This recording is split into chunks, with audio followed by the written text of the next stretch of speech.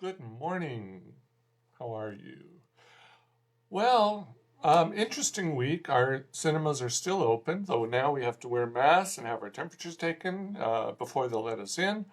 But, life in a new world.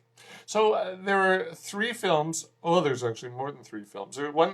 Probably the biggest film opening that opened yesterday in Hong Kong, Fantasy Island. I didn't see it. The screening was last night, and I was at another film, which I'll talk about in a moment. Not sure who of my friends and I saw the better film. Sorry, they they texted me last night and said that Fantasy Island was horrible.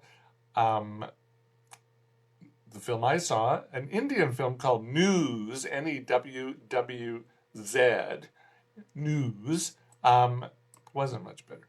I'm going to talk about that one right now. And I'm not going to have a lot to say about it because I haven't really, oh, everything's still on, because I still haven't really processed what I saw, but I'll post my review later on today on my website, howardforfilm.com, howardforfilm.com.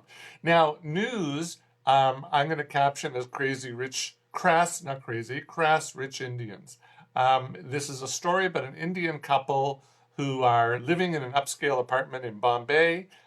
He's a superstar salesman at a Volkswagen dealership. She's a famous dealership. She decides she wants to have children. He's not so keen on it. I don't know I've never met a man who never wanted to have sex, but doesn't want to have sex. Not interested. Well, I guess he's interested, but he's like, again, very strange. But anyhow, so after 1 month of unsuccessful trying, they decide to visit a fertility clinic where she's inseminated with what they think are his sperm, but it turns out that another couple who come from Chandigarh, which is in Punjab province, state. Do they have states or provinces there? I think it's a state. Punjab state. They have the same surname, and they happen to be at the clinic on the same day, and the man's sperm inadvertently went into the wrong spouse. So faced with the option of abortion, both Barta couples decide to keep their pregnancies viable, but they struggle trying to get along because it's sort of like chalk and cheese. The Punjab Bartas are loud and obnoxious. Well, he is. She's not so much, but he's loud and obnoxious. And the Bombay Bartas, well, he is again, is just obnoxious. They're both obnoxious, but in their own way. Both the women are nice, and you got to wonder why the women are with these guys, but they are. So and both couples are very wealthy, so they can do whatever they want, and so it's all very. That's what I say. It's like crass rich Indians, and so it starts off as a comedy, and then it gets into a very serious moral dilemma here about abortion. And they both decide to keep the baby, keep the pregnancy, and then it's like the next 9 months just seems to take 9 months. It's just the movie just goes on and on and on. And I looked at my watch when the movie ended. It was only like just over two. I think it was just over 2 hours. And I thought, God, it seemed like 9 months. It seemed like 4 hours.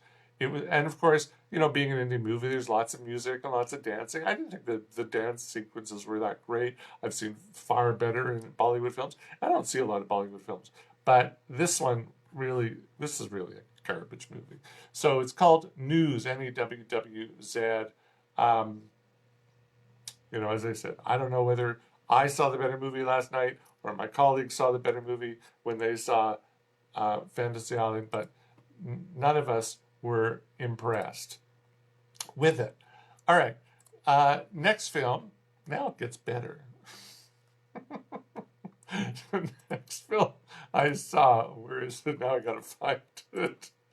Oh, it's a rough morning here. It's called La Belle Époque.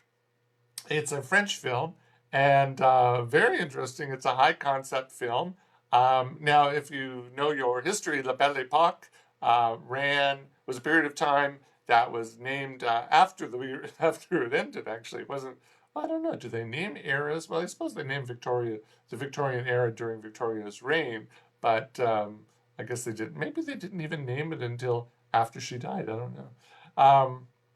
Yeah, well, something to think about. But the original Belle Époque, it ran from the end of the Franco-Prussian War in 1871 to the start of World War I in 1914. And it was a time of optimism, economic prosperity, cultural innovation. It was a very, as I said, optimistic time. Now, the French movie, La Belle Époque, has nothing to do with that. So I don't know why I bothered telling you. It's really rather what it is. It's the name of a charming little bistro in Lyon, France, that is recreated in painstaking detail for Victor Drummond, who's played by Daniel Auteuil. People my age will remember Daniel Auteuil from Jean de Florette and Manon des Sources, which were back in the 70s, I think. He was the star of both films. And so these are recreated for the character Victor Drummond. He is the story's protagonist. And Victor, who is now in his late 60s, he lives in Paris and is a cartoonist whose career has been sidelined by the demise of print journalism. And his longtime marriage to psychotherapist Marianne, played by Fanny Ardant, who's a quite famous French actress, probably most famous for La Femme d'à Côté. His marriage has also been sidelined because she's fed up with him getting old before his time. And she's having an affair with Francois, who's played by Dennis Podalides, who was in Monsieur et Madame Adelman. Very interesting. I'll talk about that in a second. And he's also soon to be seen in Roman Polanski's new film, J'accuse. I don't know if that film is coming here. We'll see what happens. Because, of course, it's Roman Polanski. It's very contentious. It'll probably come here. Now, Francois, the man she's having an affair with, is his former newspaper editor. And even though she's having an affair with him, it doesn't give her a tremendous amount of pleasure.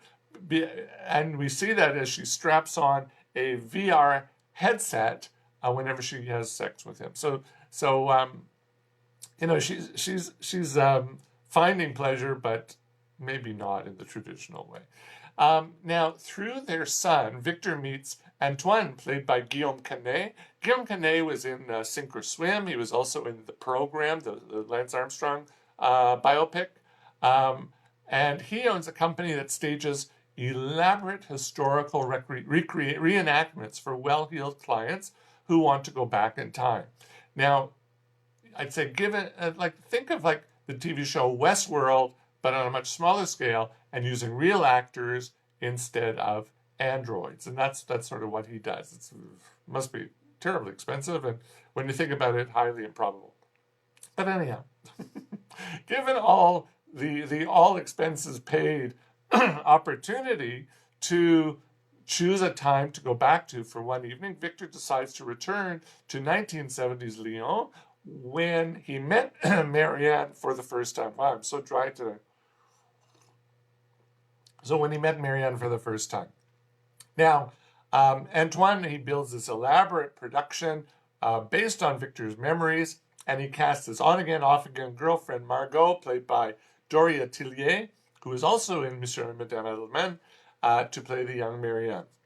Now, though Victor knows that it's only a play with him as the star, he still gets caught up in the moment. I don't have the coronavirus, at least I don't think. And it leads to a few complications for everyone involved. Now, when you're dealing with a high concept film like this, this guy who creates these elaborate settings with actors, and every day they got to learn a new part, a new line. And, of course, you say that's impossible. When you're watching a high concept film like this, you have to be prepared to suspend some of your disbelief for the film to succeed. And and I said to myself, I'm going to do that, because I thought the writing was good and the acting was really good. So I said, okay, I can accept that this is highly improbable, and I'll go with it. Now, fortunately, French writer-director Nicolas Bedos, I think that's it, B-E-D-O-S, I would say Bedos, or Bedos, I don't know, probably Bedos. He pulls it off because he gets great performances out of his cast, many of whom have worked on his first feature film, which, guess what, was called Monsieur et Madame Adelman. So he took a lot of the actors that he's worked with before and he's cast them in this film as well. Now, Auteuil and Ardant are both fabulous in this role, in this film, both together and apart. They breathe such life and such passion into these characters. Now, I'm not quite as old as they are, but I certainly understand both Victor and Marianne. For Victor, it's a sense of identity that was taken away from him, and he doesn't know what to do about it. And I think that happens quite a lot to men my age and older. That when they lose their jobs, they just don't know what to do. Their job is their identity. Or when men retire, they don't know what to do, and they get old very quickly. I've seen that many times with people who retire, both men and women who retire. They get old very quickly because their identity was wrapped up in their job and in their career. And when the career is over, they don't know what to do. And that's for him. That's why turning the clock back 45 years is so appealing, because he wants to find that woman that he fell in love with, but he also wants to find that version of himself that was once so powerful and so self-assured. Now for Marianne, she's not ready to throw in the towel just yet, but neither is she about to sit around and wait for him to get his act together. And I see that as well. I have a few friends here who've divorced late in their marriage, and I think, look, I don't know why they divorced, but I think there's there's some truth here where they just see that one's gotten old and one hasn't gotten old. So look, I don't want to judge why people get divorced, but I see that that's quite real. Now, in terms of Victor and Marianne, both of them have turned to manufactured realities, but neither is able to offer a long-term, gets any long-term satisfaction from these realities. Now, interesting, Bedeau, let's call him Bedeau because I don't know if it's Bedeau or Bedos. Bedeau doesn't make the story all about Victor and Marianne. There's also this tempestuous relationship between Antoine and Margot that is strained by her new relationship with Victor, which is being manufactured by Antoine, which is, it's quite amusing that, he uses his girlfriend to be the love interest for another man, and then he gets jealous when the other man responds. It's quite interesting. There's also another subplot involving another one of Antoine's customers, Pierre, played by Pierre Arditi, who was also in, guess what, Monsieur and Madame Adelman, and he is living and reliving a conversation that he wished he had had with his father, and he makes friends with Victor. Now, Arditi, who plays Pierre, Arditi is one of those actors, just like Ardant, who just oozes charisma on screen. I could watch a movie about his character. He was really good. Now, Bedos, he adeptly weaves all three plots. You have Victor and Marianne, you have Antoine and Margot, and you have Pierre, and he weaves all these plots together into a very entertaining package. Though, now, I'd say this is very reminiscent of some other high-concept films, most notably by Charlie Kaufman. You think of Eternal Sunshine of the Spotless Mind, great film starring Jim Carrey, and Being John Malkovich, also a fabulous film. I liked it. I think a lot of people didn't like it because they probably didn't get it, or it's not, a high-concept film is not their thing. So I'd say, there's comparison to Charlie Kaufman's work. I'd say it's not as good, but it's still an enjoyable film. And I think now that Hollywood has finally discovered that good movies can be made in languages other than English, hopefully mainstream audiences will start to embrace films from other countries than the U.S. So I'd say, you know what, if you're new to foreign films, foreign language films, or you don't generally check them out, I'd say check this one out. This is really an enjoyable film, really well acted, well put together. As I said, you have to really buy into the premise for it to work. You don't buy into the premise, you're not going to like the film. But I think you will buy into it and you'll enjoy it. So that's called La Belle Époque. And I think it's opening in America pretty soon too. I don't think it's played there yet. So check it out. Now, the last film that I'm going to talk about is called Ballon, or Ballon. German, probably Ballon, and English, Balloon. Now, this film, it came out in 2018, came out September 2018 in Germany, and it's slowly making its way around the world. It's came here, it's opened here yesterday, and I think it's opening in America next week. So if you're watching me from the States, check it out.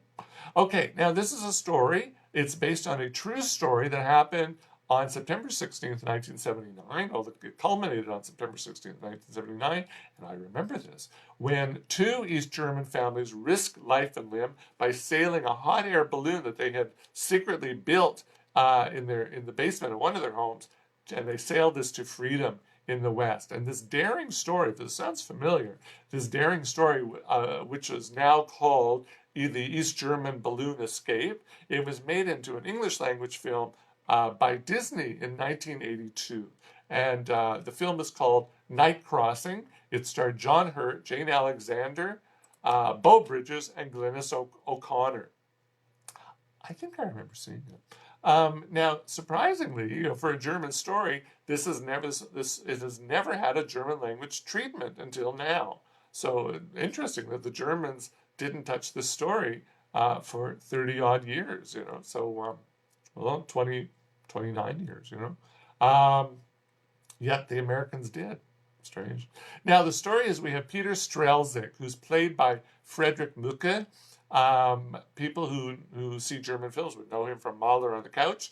He's an electrician by trade and an inventor by reputation. And he lives in a small East German town of Pusneck, I think you pronounce it. It's got the double S, Pusneck.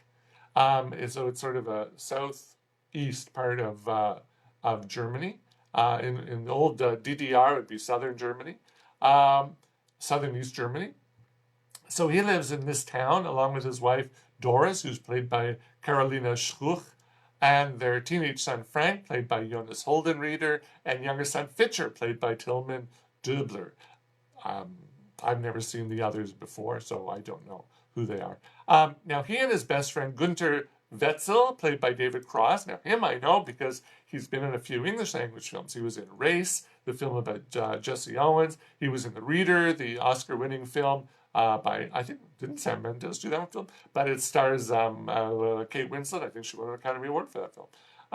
Now, both of them, Strelzik and Wetzel, they both wanted to leave East Germany with their families, and together they came up with the idea of building a hot air balloon and sailing it across the heavily mined border. I'm just going to adjust the lighting here because it's a bit dark. Oh, well, I guess this is the best we're going to get today. So in July 1979, with their balloon ready, Strelzik and his family, they attempted to cross, but it was not to be because a combination of water vapor condensing on the balloon and the gas pipes freezing up brought the balloon down just a few hundred meters short of the border. Now, miraculously, they survived the trip and they were able to make it home, but the balloon was discovered and the Stasi were now hot on their trail.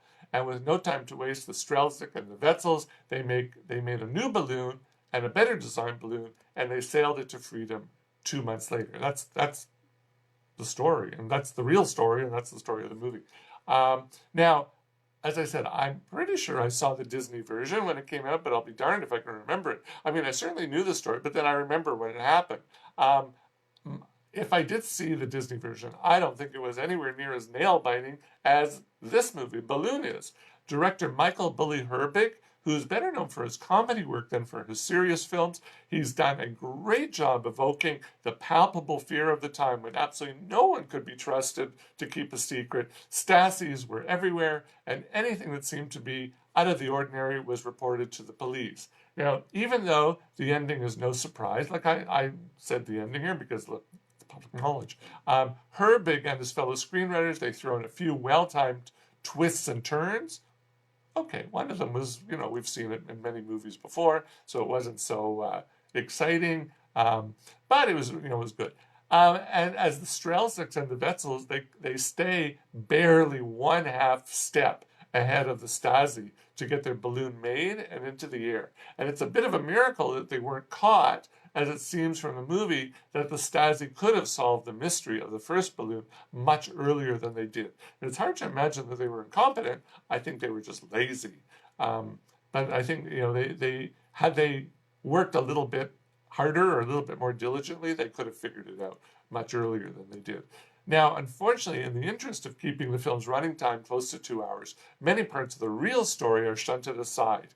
And perhaps, as I was watching this film, I was thinking maybe this film would have been better as, let's say, a 4-hour TV miniseries. I don't know if you can stretch into 6 hours, but certainly you can stretch it into 4 hours. There's enough of this story that you can make a gripping 4-hour TV miniseries.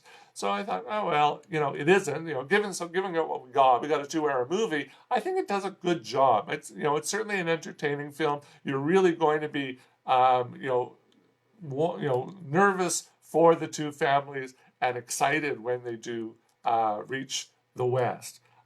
So if you can overcome the 1-inch tall barrier, as Oscar winner Bong Joon-ho calls subtitles, I think it's well worth the attempt to watch this film. So it's called Balloon, or in German Ballon, Ballon. As I said, opened yesterday in Hong Kong, opens next week in America and in a few other markets. I liked it. I generally like this film. So it was good. Now, that's it. That's all I'm going to talk about today. Next week is going to be a little bit different. I'm not sure. As far as I know, I'm going to do this show. It might be an hour later, I think. I have to think about this one. So, but anyhow, you can always check out my website, howard4film.com, howardforfilm.com, and read my latest reviews. And I got to work now on the Indian film Newwz. So have a good week. Have a good weekend. Stay virus-free wherever you are. Enjoy.